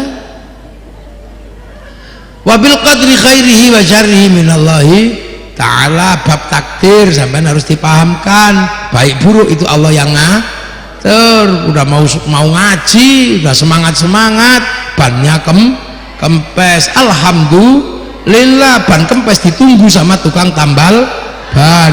Itu kerja capek ya Allah ditunggu sama tukang pijat. Mau mana aja nggak keluar itu ditunggu dokter sesar.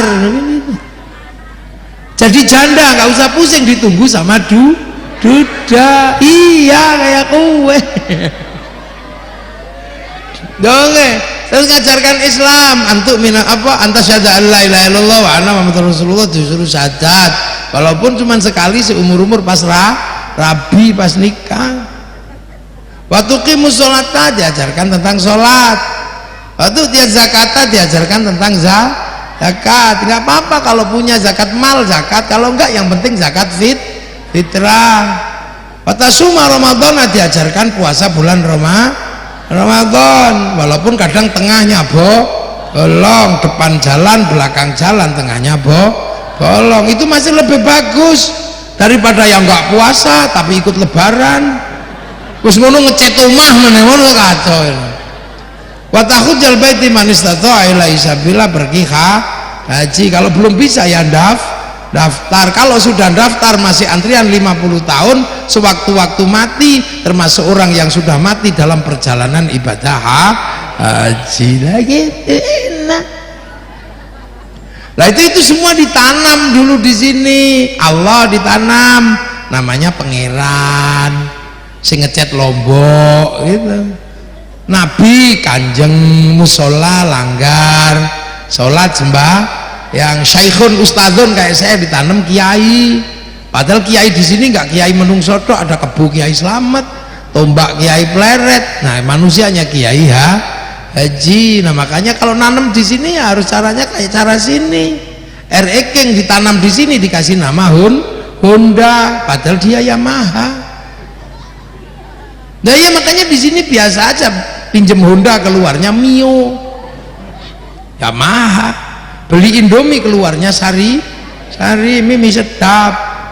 Ya beli Sanyo keluarnya nasional. Beli Softtek keluarnya Avail.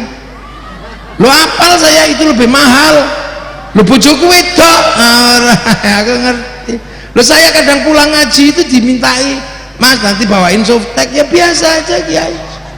Loh kiai menurut saya jangan gitu. Orang yang paling berhak untuk direpoti istri itu ya suami. Loh di dunia ini itu orang yang paling punya hak untuk direpoti istri itu ya suami. Loh iya, saya walaupun tidur ngorok gitu. Kalau istri saya minta duit, dibangunin ya. Mas, duitnya mana? Padahal baru capek dari Indramayu kayak begini ya. Yang paling punya hak untuk direpot itu ya suami. Walaupun ngantuk-ngantuk capek-capek tiba-tiba, ayo mas, ya harus siap. Lah itu, lah iya, kan itu haknya istri untuk ganggu suami. Termasuk anak itu punya hak untuk ganggu orang tua. Yang paling punya hak untuk diganggu anak itu ya bapak. Malah suruh orang lain enggak. Saya walaupun ada tamu mau siapa aja, anak saya minta ke Indomaret ya saya bawa ke Indomaret. Tiba-tiba istri minta, mas ayo beli ini, tamu sih yo, aku tak nganter bojoku. Kenapa? Karena saya pernah berjanji untuk menerima dia. Loh iya kan? Yang pernah berjanji kan laki-laki. Saya terima, ya harus diterima sekalian repotnya dong. Bukan cuma terima cantiknya doang, ya tak terima apa aja. Iya, secerewetnya, sak kebutuhannya. Dan untuk menerima perempuan dan segala macamnya tidak boleh ragu. Karena waktu menerima tarik napas saja nggak boleh. Langsung saya terima, nggak boleh. Saya terima, nggak boleh. Qabil itu wisal, harus sambung dengan ijab. Nah iya, ijabnya qabul, iya langsung nggak boleh. Angkah tuh bimahrin, nggak boleh, batal, ulangi lagi, harus saya terima gitu. Makanya kalau perempuan minta apapun, laki-laki nggak boleh tarik nafas, harus iya gitu. Nah, iya loh, persoalan nanti halan apa muajalan kan urusan belakang. Kalau halan kontan, kalau muajalan diutang tuh kan nggak apa-apa. Tapi laki-laki nggak boleh, harus siap gitu. Harus, itu tugas laki-laki. Loh, makanya kan Al-Quran menggambarkan perempuan itu kan sawah, nisa hukum harsul, ini untuk nanem. Makanya kalau laki-laki ya nanem gitu doang. Setelah itu ditinggal kemana, yang ini sawah tumbukan. Makanya kalau pengen tumbuhannya bagus, sawahnya harus diurus dengan baik. Jangan sampai sawah banyak rumputnya. Kalau terlalu banyak rumput, tanamannya jelek. Makanya kalau sudah mulai jerawat, belikan skincare. Wah, itu tugas laki-laki. Nggak boleh yang itu, rumus. Dengerin itu bapak-bapak, dasternya yang bagus, jangan bolong-bolong, perhiasannya yang bagus. Sawah kalau ditanami jangan sampai kurang pupuk, airnya harus banyak. Kalau sawah kurang pupuk, tanamannya jelek. Maka perempuan juga sama, harus dipupuk, harus dikasih uang. Itu tugas laki-laki. Masa perempuan pengen beli bakso aja sampai melet-melet, anak ngileran. Perempuan itu sawah itu kalau dibakar tanamannya mati. Makanya sawah nggak boleh dipanasi, tanamannya mati. Perempuan seperti sawah, tidak boleh dibikin sakit hati. Lah iya ini. Lah orang semua pengen tanamannya bagus, nggak ngurus sawah. Lah iya, maka perempuan itu nggak boleh dibikin panas. Kalau perempuan cerewet, ya dari dulu memang perempuan itu cerewet. Karena kalau perempuan itu cerewet, sebenarnya lagi buang sampah. Sampah itu kalau dibuang, tempat sampahnya nggak boleh ditutup. Makanya laki-laki harus menerima semua keluhan perempuan. Kalau laki-laki tempat sampahnya ditutup, nanti sampahnya dibuang ke tetangga, kacau kita. Kacau hidup ini, anan mantannya apa? Nah, itu karena kesalahan kita. Kalau dia buang sampah, sampahnya kita tapi dia mengecer-ngecer di mana-mana. Makanya laki-laki itu harus pinter sekali membuat perempuan ini jangan sampai panas, redam emosinya. Maka gombal-gombal dikit nggak apa-apa. Lah iya, nggak boleh. Perempuan harus tenang, nggak boleh emosi. Kalau lagi emosi, waduh, saya ini soalnya apa? Saya sudah punya pengalaman, ternyata jadi perempuan itu susah. Saya ini pernah jadi perempuan dan gagal. Iya Bu, saya pernah jadi perempuan dan saya gagal.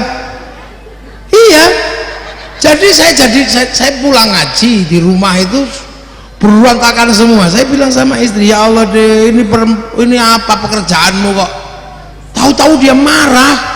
Lah ini juga anakmu sendiri, katanya. Aduh, makanya kalau belum pernah jadi perempuan jangan suka cerewet, katanya. Aduh ya Allah. Iya, terus maumu apa? Coba sekali-sekali jadi perempuan. Oke, ayo aku jadi perempuan. Akhirnya tanda tangan hitam di atas putih saya sama istri saya. Saya Ahmad Muafiq akan menjadi perempuan selama 24 jam. Tertanda. Habis itu jam 2 malam istriku tak usir. Istri saya tak usir. Dah, kamu minggat sana. Ini ada uang 10 juta. Habiskan sama teman-temanmu sesukamu sana. Kamu mau bawa mobil yang mana terserah, kalau kurang jual aja mobil sekalian. Istri saya yes katanya, pergi. Saya ganti jadi perempuan, gagah ya.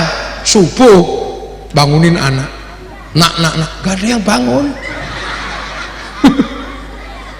Padahal biasanya kalau sama ibunya, nak bangun, saya nggak ada yang bangun. Frekuensi telinganya beda. Saya mangkel nggak ada yang bangun, tak cubit ditendang saya.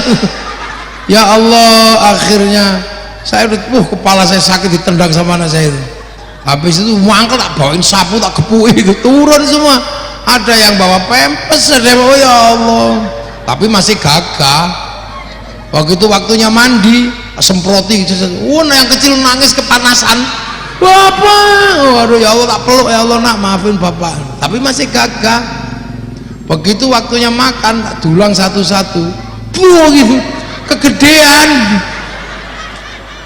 Ternyata yang kecil itu ada yang pesawat terbang, sedang ini. Wah, nah saya kan nggak bisa begitu. Wah, itu semua yang ngurusi dibawa pergi semua sama istri saya itu. Jadi tidak ada tersisa perempuan pun, semuanya diajak pergi. Mati. Begitu waktunya sekolah, saya nggak ngerti sepatunya yang mana. Akhirnya nggak sekolah. Sudah pusing saya itu, tapi mau telepon harga diri. Jam 9 itu rumah itu udah penuh lukisan lipstik itu. Habis lipstiknya itu untuk melukis rumah. Remote pecah, TV dipukul, ada yang di pojokan rumah. Saya udah mulai mau nyerah, tapi mau telepon kok harga diri. Akhirnya jam 12:30 nggak kuat saya. Jam 12:30 siang nggak kuat, saya telepon istri saya, Dek, saya baru assalamualaikum, nggak jawab, cuman nyerah dia. Habis itu dia sudah pulang di samping rumah. Saya sudah nggak pernah komplain semenjak hari itu. Saya pegang tangannya, saya cium 7 kali, sudah. Habis itu saya udah nggak pernah komplain. Oh ya, jadi perempuan itu susah ternyata. Ngalami saya. Makanya saya itu nggak pernah komplain sama istri, udah terserahlah. Anak gede ya kamu yang lahirin. Dulang saya nggak ngerti, ngurusi santri habis kadang walah sono sing ngene. Loh itu makanya laki-laki itu harus sabar Pak, nggih. Saya ini sudah ngalami jadi laki-laki. Makanya Nabi Adam itu enak kalau sama Siti Hawa, juga nggak pernah ribut sama mertua.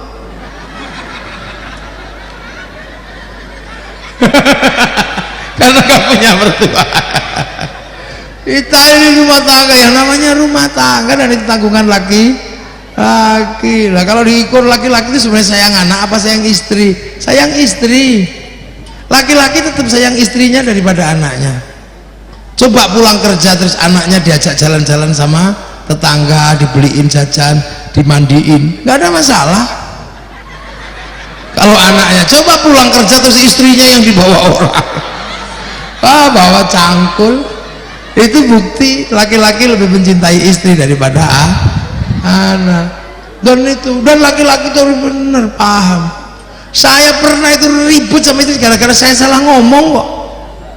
Istri saya tak suruh, Dek kamu mandi yang bersih, terus pakai lipstik yang bagus, dandan jangan jelek, nanti jam 8 kita nikahin santri. Habis subuh udah dandan. jam 7 tak ajak berangkat, wah pakai mobil, cantik juga kata saya kan. Tapi begitu di perempatan, saya itu lihat perempuan cantik di dalam mobil, lah mulut saya kan merucut. Arifin yang nyupiri santri ini, Bin, itu cantik perempuan. Saya lupa kalau bawa istri. Seketika saya ditarik dari belakang ini sambil ini saya yang datang dari pagi nggak dipuji, ini perempuan sudah tersembunyi masih kelihatan. Saya nggak bisa ngomong, saya mau bilang enggak sudah terlanjur bunyi. Akhirnya saya udah diem ini mobil langsung panas AC-nya, Alphard langsung panas. Udah saya diem, lampu ini lepas ini sudah, benik satu udah copot, tarik dari belakang, ini dicubit kayak tang itu, sakitnya luar biasa, sampai sekarang masih kerasa. Tapi saya laki-laki nggak boleh saya menghindar. Iya, saya tadi lihat perempuan yang cantiknya luar biasa, tapi kan sudah tersembunyi. Iya, setersembunyi apapun aku sebagai laki-laki pasti mampu melihatnya, karena kalau aku nggak bisa melihat perempuan yang cantik dan tersembunyi, mana mungkin dulu aku menemukanmu. Langsung ono aja itu. Lo makanya sampean, saya ini kadang-kadang di Indramayu ini banyak sekali cerita-cerita gitu kan. Makanya kalau di Indramayu ada kejadian istrinya WA sama mantannya apa, udah nggak usah pusing. Kalau ketahuan bilangin aja, Dek, ternyata kamu masih WA-an sama mantanmu. Enggak Mas. Iya nggak apa-apa. Enggak, iya aku udah lihat kamu WA-an sama mantanmu, aku nggak marah. Kalau kamu masih rindu mantanmu, rindukan. Kalau kamu pengen WA mantanmu, WA saja, nggak usah malu, buka semua HP-mu, nggak ada masalah buatku. Jangan kau hapus nama mantanmu dari hatimu, karena sekarang tugasku yang akan menghapusnya. Wah, itu baru gagah. Jangan kau nggak jadi lah itu. Iya loh, saya itu pertama pernah baru menikah, baru belum seminggu udah ribut sama istri gara-gara peci saya hilang. Saya mau ngaji, tolong cariin peci, nggak tahu kemana-mana, nggak tahu nih ngelemparnya kemana. Dia nyari peci nggak ketemu peci, ketemu ada peci. Mate saya begitu dia lihat, waduh ini pasti prahara itu, karena peci itu bukan berisi peci tapi surat-surat dari perempuan sebelum dia. Akhirnya dibukalah sama dia, apa ini? Apa ini? Ya apa? Nggak berkutik kita. Udah akhirnya dibuka, dibaca satu-satu, ternyata aku bukan yang pertama. Ternyata aku bukan yang pertama. Saya juga nggak mengelak, iya. Ya, memang kamu bukan yang pertama. Karena kalau kau yang pertama di usia aku yang dulu, artinya aku laki-laki bermasalah, sehingga tidak ada perempuan yang mendekatiku. Karena aku laki-laki yang banyak dicintai wanita, maka banyak juga, alhamdulillah. Saya jujur aja, sebagaimana engkau, mungkin sebelum aku juga banyak perempuan yang, banyak laki-laki yang mencintaimu. Laki-laki dan perempuan sebelum menikah adalah padang kurusetra, bertarung dengan siapapun, saling berebut. Tapi sekarang perang itu berhenti. Kenapa perang berhenti? Karena kamu pemenangnya. Anak itu penting dalam rumah tangga. Karena apa? Untuk meredam kemarahan perempuan, itu penting. Karena kalau enggak pasti jadi masalah. Tenang nanti akhirnya kehidupan itu, rumah tangga tenang. Lah ilmu dengerin itu. Nah itu ditanam semua. Makanya kan konsepnya kazar'in, Islam kayak tanam yang nanam para wali. Setelah ditanam, tanahnya ditanam, diurus, yang nanam dijaga. Lah yang nanam di sini manusianya ternyata beda-beda, tidak seperti di Arab. Jadi kiai di sini lebih pusing daripada kiai di Arab. Kiai di Arab bakas binatang paling unta, kambing. Kiai di sini itu bakasannya lebih banyak, ada terenggiling, ada garangan, ada laron, ada undur-undur. Orang di sana bakas tumbuhan paling kurma sama delima sama apa ya, anggur. Sini ada cipluan, ada jamblang, ada kesemek, karsem, macam-macam. Di sana jadi kiai itu hantunya nggak banyak, paling jin sama syaiton. Kiai di sini hantunya banyak, ada wewe gombel, genderuwo, mak lampir. Makanya agamanya banyak, maka dinamika seperti ini harus dijaga. Maka para wali merapikan semua orang yang berbeda dalam konsep hidup bersama, saling bertanggung jawab. Makanya kullukum ra'in wa kullukum mas'ulun an ra'iyati. Kalian semua adalah para pemimpin, bukan kemudian ada yang dipimpin, enggak, semua setara. Dan kalian semua dimintai pertanggungjawaban atas apa yang kamu lakukan sebagai pemimpin. Maka hiduplah saling bertanggung jawab antara yang mimpin dan yang dipimpin. Konsep itu mengikuti Rasulullah, kullukum ra'in wa kullukum mas'ulun an ra'iyati. Maka kemudian para wali menerapkan konsep ra'iyah, berbeda-beda tapi saling tanggung jawab. Ra'iyah itu yang sekarang menjadi rakyat. Makanya orang Indonesia disebut rakyat. Nah, rakyat itulah yang akhirnya sekarang menjadi sebutan buat warga Indonesia, dan satu-satunya negara muslim mayoritas yang mampu menggunakan konsep ra'iyah untuk konsep warga bangsanya hanya muslim Indonesia. Makanya ra'iyah itu enak, yang tadinya kawulo bisa pidato kulo, yang tadinya hamba sahaya bisa pidato saya, yang tadinya abdi bisa abdi mah, yang tadinya pukulan para dewa bisa menjadi ulun di Banjarmasin. Nah, makanya ra'iyah ini setara, enak. Makanya ra'iyah kalau kumpul namanya musyarakah. Kita punya konsep masyarakat, musyarakah saling mengisi. Kiai bikin masjid, yang ngisi jamnya orang Jerman, yang ngisi keramiknya pabrik keramik Cina. Ya sudah, sholat yang ngisi bajunya Cina. Itu musyarakah, udah nggak usah ribut. Makanya kiai ini tenang, semua saling mengisi, tidak ekstrim. Tawassut, tasammuh, tawazzun. Lah musyarakah ini kalau bikin kesepakatan, wasyawirhum fil amri musyawarah. Nah, mau ikut musyawarah semua ra'iyah, rakyat punya hak yang sama. Pengen ikut musyawarah jadi bupati, daftar KPU. Kamu keturunan siapa, anak siapa, yang penting kamu warga Indramayu. Mau solikin, mau solikan, mau solun boleh aja. Mau jadi kuwu daftar, mau jadi bupati daftar, semuanya daftar, enak di sini. Itu kan akhirnya setelah daftar cari teman sebanyak-banyaknya. Kalau nggak punya teman ya beli, udah. Loh ya sudah, ya itu begitu. Kalau beli orang biasa namanya uang bensin, kalau beli masjid namanya sumbangan, kalau beli kiai namanya bisyarah gitu.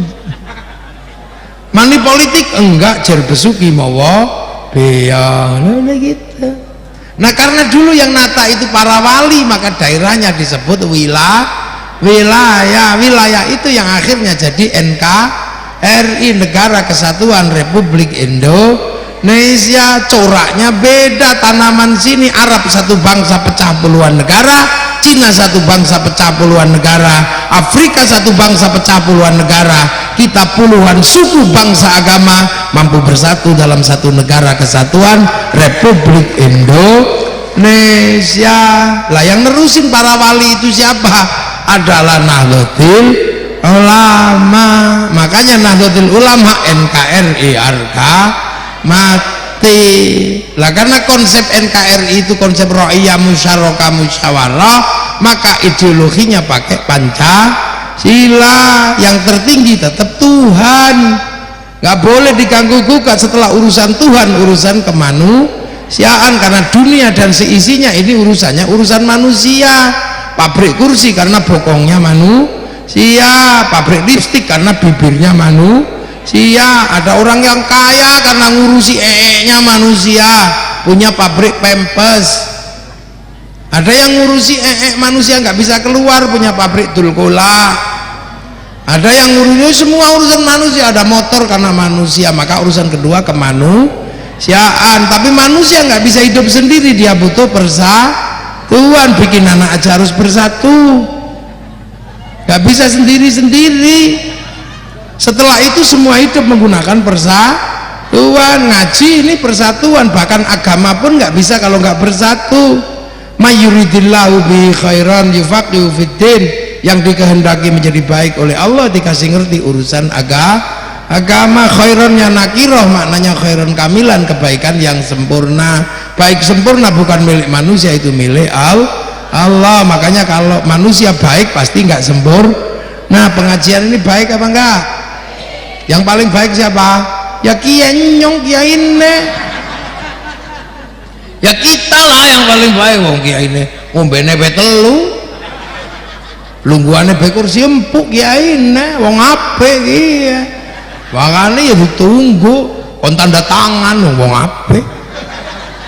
Loh, tapi kula mboten entuk, saya nggak boleh mengatakan saya yang paling baik, karena kebaikan saya di sini bisa terlihat karena diundang panitia. Lah kalau nggak diundang panitia saya kan nggak di sini.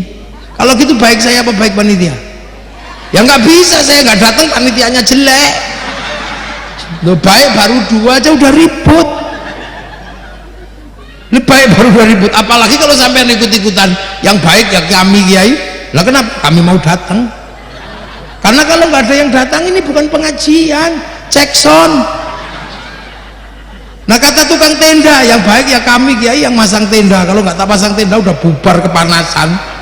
Ya iya kan, padahal yang masang tenda biasanya sholatnya juga nggak rajin.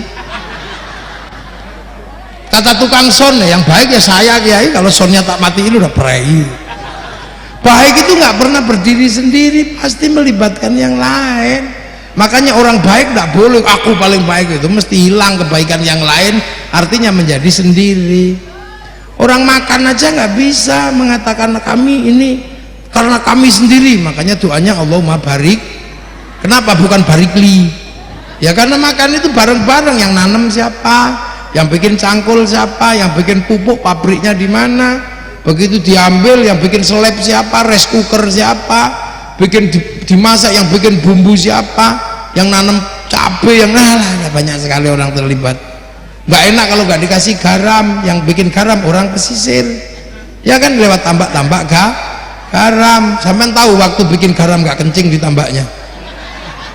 Iya kan, jangan-jangan waktu bikin uyah ini nguyuh, makanya namanya uyah sama uyuh, ada asinnya.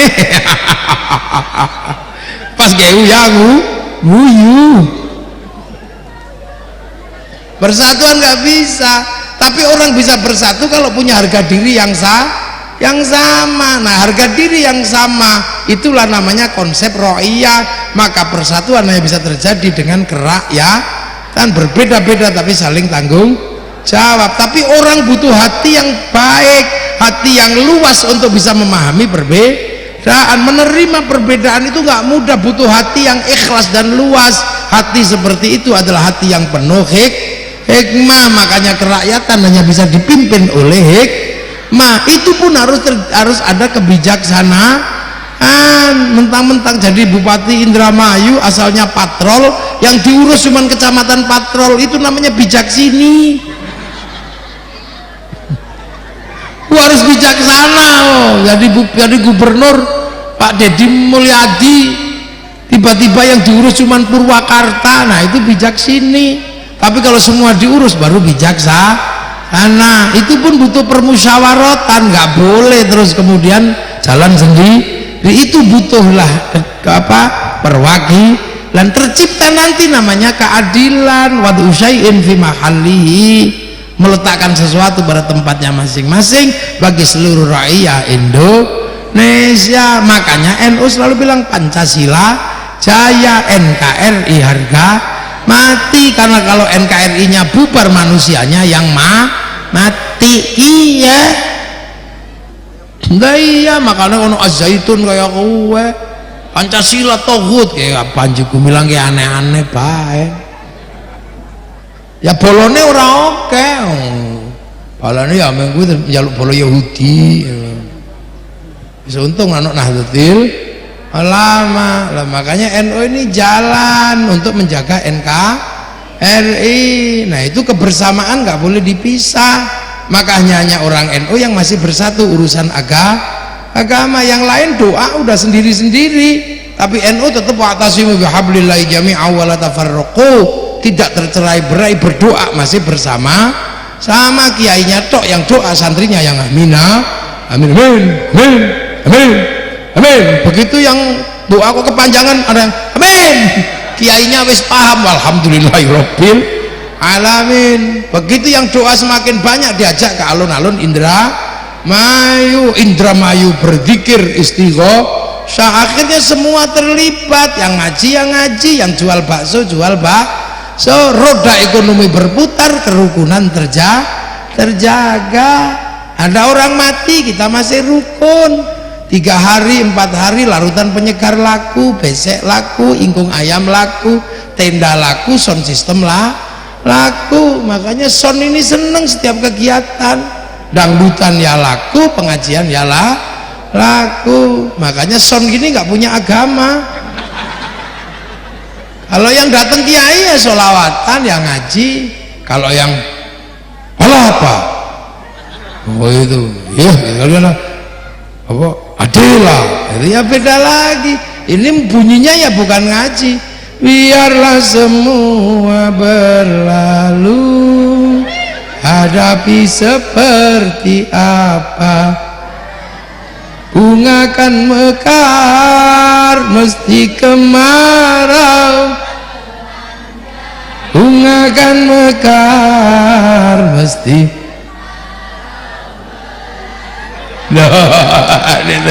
Jadi ini penting karena apa? Ibu-ibu ini pengajian ya datang, dangdutan ya datang.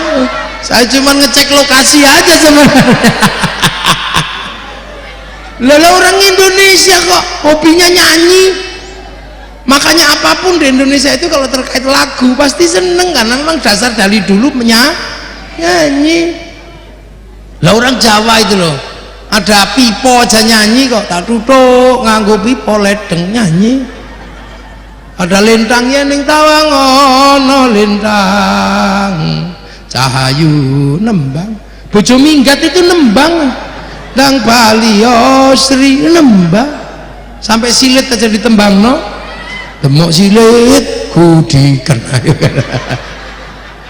Nah itu makanya ada sholawatan ya seneng, ada dangdutan ya seneng, ada slang ya karena basicnya nyanyi. Lah itu loh, makanya kan ya semua dapat seneng. Ada orang mati ya semua dapat bagiannya, yang jual ingkung dapat bagian. Setelah itu kita punya tradisi ziarah makam leluhur. Kalau sudah ziarah bis pariwisata laku, elep laku, sampai makam para wali orang jualan nasi laku, jual katok laku, jual tasbih laku, sampai copet bisa hidup di makam para wali. Nah itu hebatnya Indonesia, tersistem.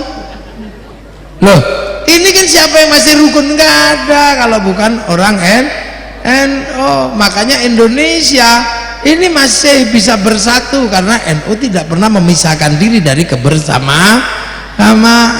Sholawat masih bersatu. Kalau sendiri-sendiri ya marhaban ya nurul aini, marhaban marhaban. Ini yang santri. Yang orang asli Indramayu ya Rasulullah salamun alaik, nadanya gitu. Yang suka Jawa ya Nabi salam alaika, ya Rasul salam Anggelia numpak perahu lah. Yang orang Sunda ya apa itu ya Rasulullah salamun alaik, ya Rafi'a syani wa daraji adfadaya jiratan fatal alami ya wailal ju eslilin macece kalapa muda. Yang Sunda ya biasa. Yang suka India ya Rasulullah salamun alaik, ya Rafi fi asya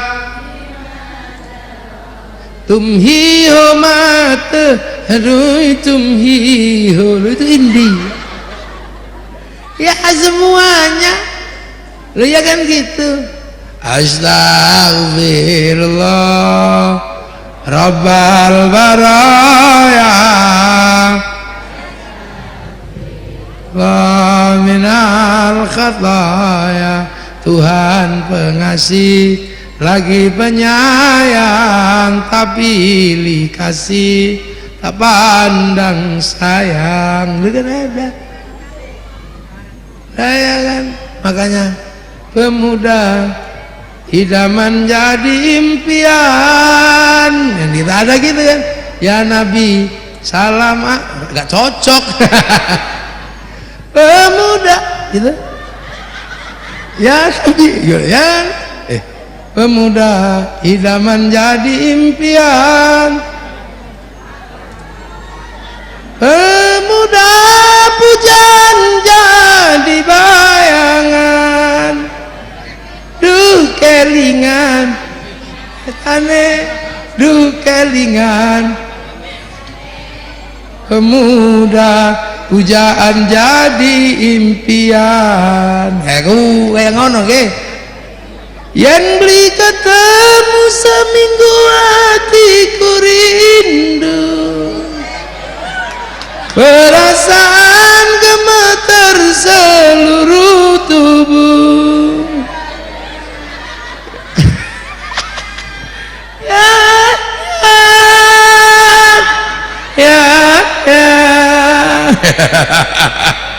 Yen beli sawer loh, orang negeri kita ini rukun semuanya. Makanya negara kalau masyarakatnya masih rukun, yang lain udah nggak mau rukun. Sholat sendiri-sendiri, apa doa sendiri-sendiri, terus selawatan enggak, ada orang mati udah nggak kumpul. Nah sementara bangsa ini butuh persatuan, butuh kebersamaan. Makanya alhamdulillah kita ini ikut Jam'iyah Nahdlatul Ulama, hidup di negara dengan beraneka ragam perbedaan dalam ikatan persatuan. Maka agama jangan menjadi biang perpecahan, jadilah agama sebagai sumber persatuan. Makanya NU itu enak, yang lain Akbar, NU Allah Akbar. Yang lain kalau zikir diem gini, nyampe apa enggak. Kalau NU masih gini, ya Allah ya Allah ya Allah. Kenapa gedek-gedek? Biar nggak tidur gitu. Lah itu. Lah makanya sistem pembelajaran itu ada komplit semua. Karena apa? Kita suatu saat tetap pulang kembali pada Allah. Lah tempat pulang yang paling enak ya harus lewat jalannya. Nah jalan pulang itu bikinkan masjid. Nah terserah sampean mau masuk ya monggo, nggak mau masuk ya nggak apa-apa, atau masuk untuk terakhir kali sebelum pergi, udah gitu aja, disolati maksudnya. Ya itu makanya jadi takmir jangan galak-galak, jangan dikunci masjid. Lah ya lah, masjid dikunci kalau ada yang mau itikaf, iya. Kalau ada yang nyuri, alhamdulillah. Kota infak dicuri ya salamu, nggak dibagi-bagi. Oh ini kota infak dan sodako itu kan ada yang punya sebenarnya. Nah kalau sudah ada yang ngambil, alhamdulillah, tanpa nyari diambil sendiri kan gitu. Ambilnya pusing. Lah alhamdulillah sampai sudah punya masjid, itu udah enak itu. Tinggal sampai mau ke situ atau enggak. Itu cuman kalau bawanya jelek ya mesti ikut rombongan. Mudah-mudahan semuanya barokah. Nahdlatul Ulama jadi organisasi yang terus memberikan keberkahan buat kita semua. Sampean punya anak cucu menjadi anak cucu yang barokah. Punya keluarga, keluarganya barokah. Punya rezekinya barokah. Hatur nuwun. Assalamualaikum warahmatullahi wabarakatuh. Padahal itu kasih Suriah. Loh saya ini Suriah tapi ada Suriah Indramayu, monggo.